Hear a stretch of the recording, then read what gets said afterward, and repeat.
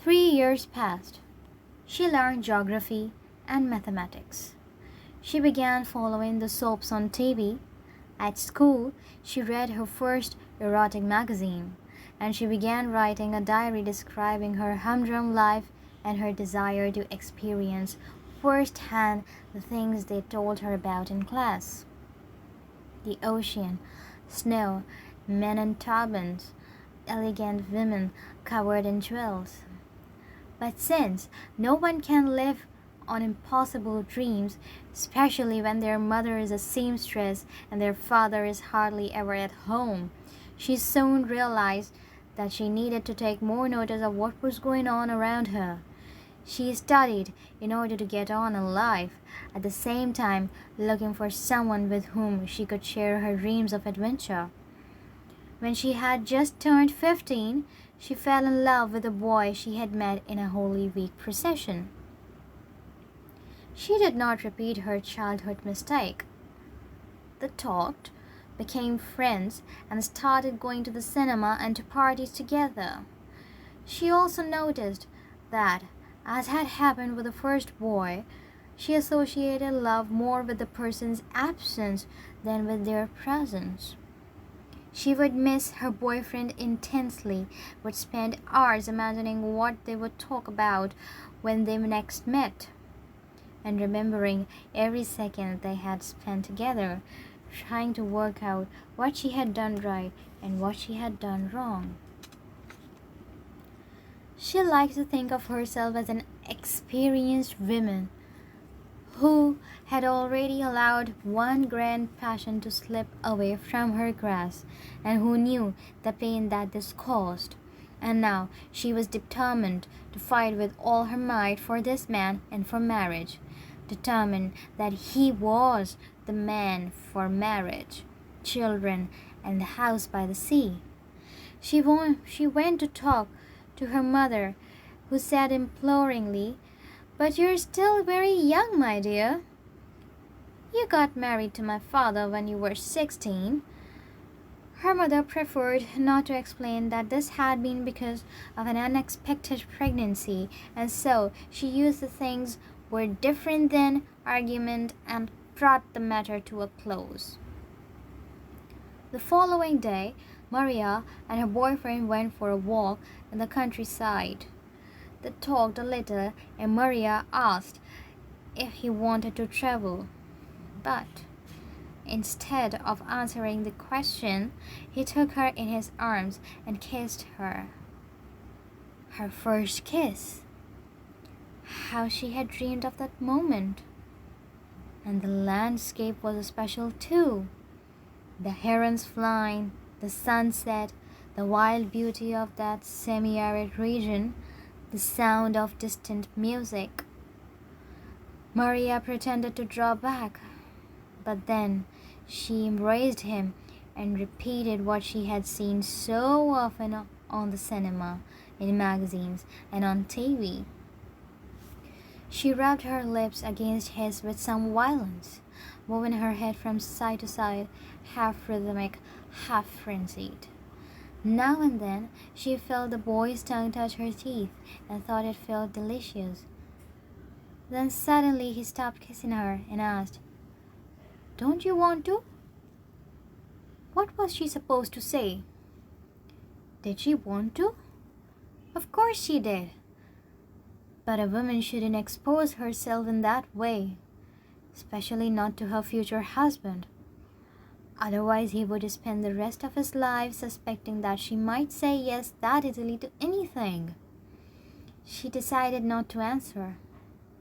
He kissed her again, this time with rather less enthusiasm. Again he stopped, red-faced, and Maria knew that something was very wrong, but she was afraid to ask what it was.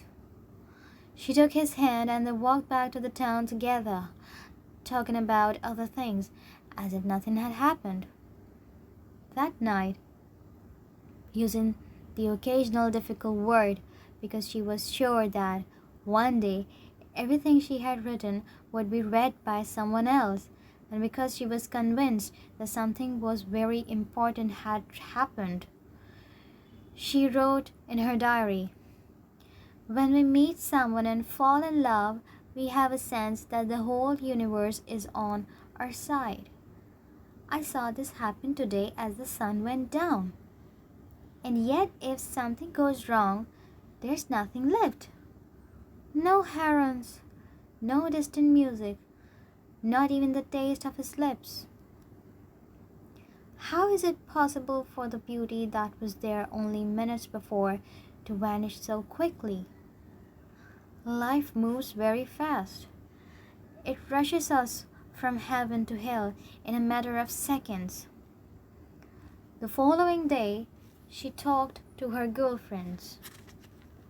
They had all seen her going out for a walk with her future betrothed. After all, it is not enough just to have a great love in your life. You must make sure that everyone knows what a desirable person you are. They were dying to know what had happened, and Maria, very full of herself, said that the best bit was when his tongue touched her teeth. One of the other girls laughed. "Didn't you open your mouth?" Suddenly, everything became clear. His question, his disappointment. What for? To let him put his tongue inside. What difference does it make? It's not something you can explain. That's just how people kiss. There was much giggling, pretend pity, and gleeful feelings of revenge amongst these girls who had never had a boy in love with them. Maria pretended not to care, and she laughed too, although her soul was weeping. She secretly cursed the films she had seen in the cinema, from which she had learned to close her eyes, place her hand on a man's head, and move her head slightly to right and left, but which had failed to show the essential, most important thing. She made up the perfect excuse. "I didn't want to give myself at once because I wasn't sure. But now I realize that you are the love of my life and waited for the next opportunity." She didn't see him until 3 days later at a party in a local club, and he was holding the hand of a friend of hers, the one who had asked her about the kiss. She pretended that she didn't care and survived until the end of the evening, talking with her girlfriends about film stars and about other local boys, and pretending not to notice her friends' occasional pitying looks. When she arrived home, though, she allowed her universe to crumble. She cried all night, suffered for the next 8 months, and concluded that love clearly wasn't made for her, and that she wasn't made for love. She considered becoming a nun and devoting the rest of her life to a kind of love that didn't hurt and didn't leave painful scars on the heart. Love for Jesus. At school, they learned about missionaries who went to Africa, and she decided that there lay an escape from her dull existence. She planned to enter a convent. She learned first aid. According to some teachers, a lot of people were dying in Africa. Worked harder in her religious knowledge classes, and began to imagine herself as a modern-day saint, saving lives and visiting jungles inhabited by lions and tigers. However, her 15th year brought with it not only the discovery that you were supposed to kiss with your mouth open, and that love is, above all, a cause of suffering. She discovered a third thing: masturbation. It happened almost by chance, as she was touching her genitals while waiting for her mother to come home.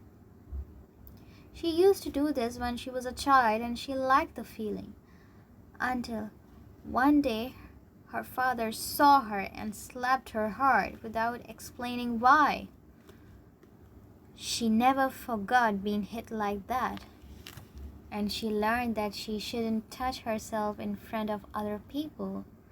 Since she couldn't do it in the middle of the street and she didn't have a room of her own at home, she forgot all about the pleasurable sensation. Until that afternoon, almost 6 months after the kiss, her mother was late coming home, and she had nothing to do. Her father had just gone out with a friend, and since there was nothing interesting on the TV, she began examining her own body in the hope that she might find some unwanted hair which could immediately be tweezed out. To her surprise, she noticed a small gland above her vagina. She began touching it and found that she couldn't stop. The feelings provoked were so strong and so pleasurable, and her whole body, particularly the part she was touching, became tense. After a while, she began to enter a kind of paradise. The feelings grew in intensity until she noticed that she could no longer see or hear clearly. Everything appeared to be tinged with yellow, and then she moaned with pleasure and had her first orgasm. It was like floating up to heaven and then parachuting slowly down to earth again. Her body was drenched in sweat, but she felt complete, fulfilled, and full of energy. So, that was what sex was. How wonderful! Not like in erotic magazines in which everyone talked about pleasure, but seemed to be grimacing in pain. And no need for a man who liked a woman's body, but had no time for her feelings. She could do it on her own.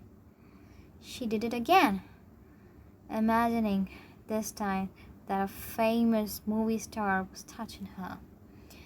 And once more she floated up to paradise and parachuted down again, feeling even more energized. Just as she was about to do it for a third time, her mother came home. Maria talked to her girlfriends about her new discovery, not saying that she had only discovered it a few hours before. All of them, apart from two, knew that she was talking about, but none of them had ever dared to raise the subject.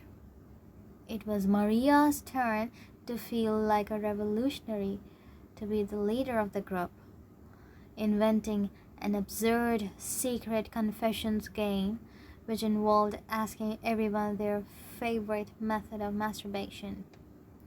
She learned various different techniques, like lying under the covers in the height of summer, because one of her friends assured her sweating helped. Using a goose feather to touch yourself there. She didn't yet know what the place was called.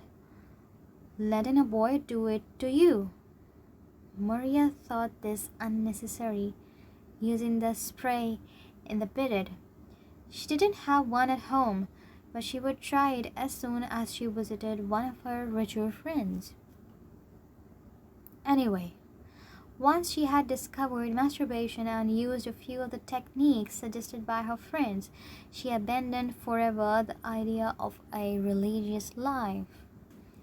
Masturbation gave her enormous pleasure, and yet the church seemed to imply that sex was the greatest of sins. She heard various tales from those same girlfriends. Masturbation gave you spots, could lead to madness or even pregnancy. Nevertheless, despite all these risks, She continued to pleasure herself at least once a week, usually on Wednesdays, when her father went out to play cards with his friends. At the same time, she grew more and more insecure in her